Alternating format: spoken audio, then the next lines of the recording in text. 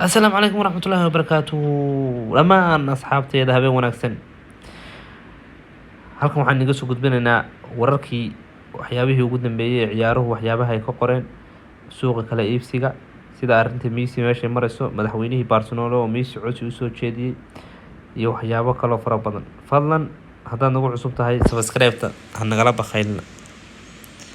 baryahan baa inuu ka arkaynay saxaafadda caalamka Lionel Messi ayaa codsi hore ugu soo jeediyay Barcelona in la fasaxo maadaama uu waqti badan la soo qaatay kooxdiisa uu ka ahaa legend.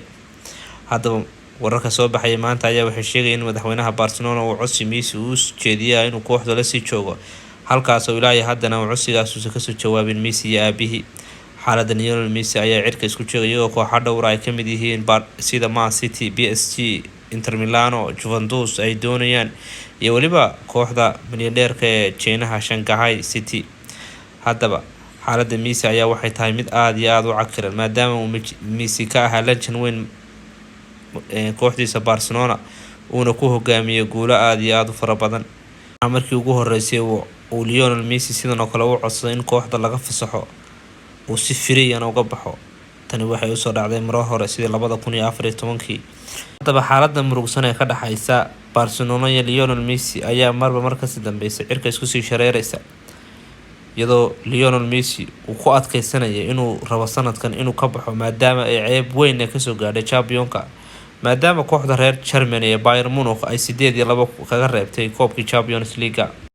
wararka kale suuqa kala iibsiga ayaan u sii gudubnay kooxda Chelsea ee ka dhisan cariga Ingiriiska ayaa waxay si xor ah kula soo wareegtay Thiago Silva difaaci adkaaya kooxda PSG ee Championka finaalka ay ka qaaday Bayern Munich.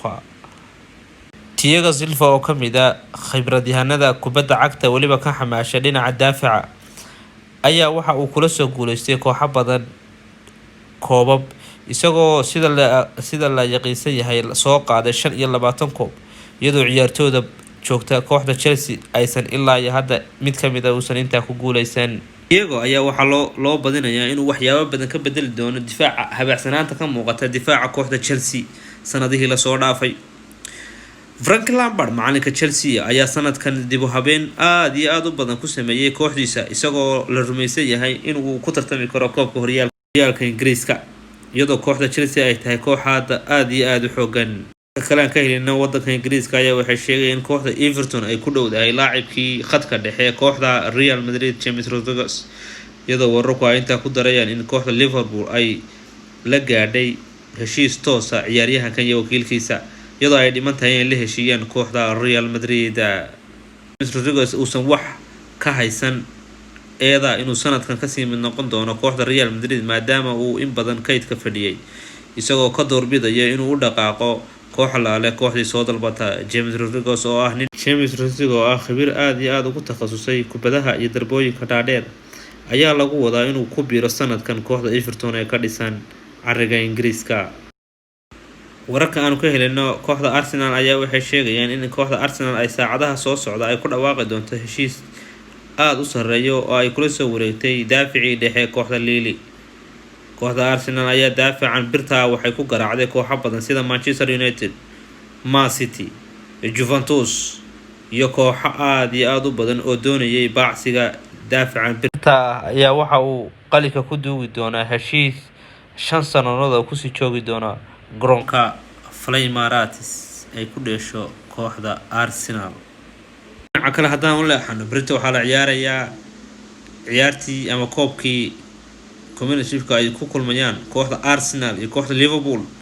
haddaba ciyaartan oo ciyaar aad u adag ayaa waxay ka dhici doontaa garoonka weyn ee Wembley Stadium.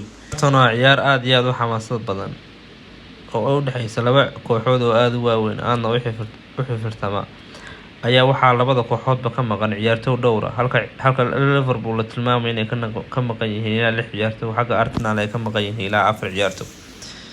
ciyaartan oo ciyaar aad iyo aad u adag ayaa waxaa ku loolamaya laba quwadood oo waaweyn inta aan la bilaabin horyaalka Ingiriiska. barnaamijkeeni ku saabsanaa suuqa kala iibsiga iyo ciyaaraha dhacaya caawa intaas ayaynu kusoo gabagabeynaynaa waa inoo iyo kulanti daba sidaa iyo nabadino.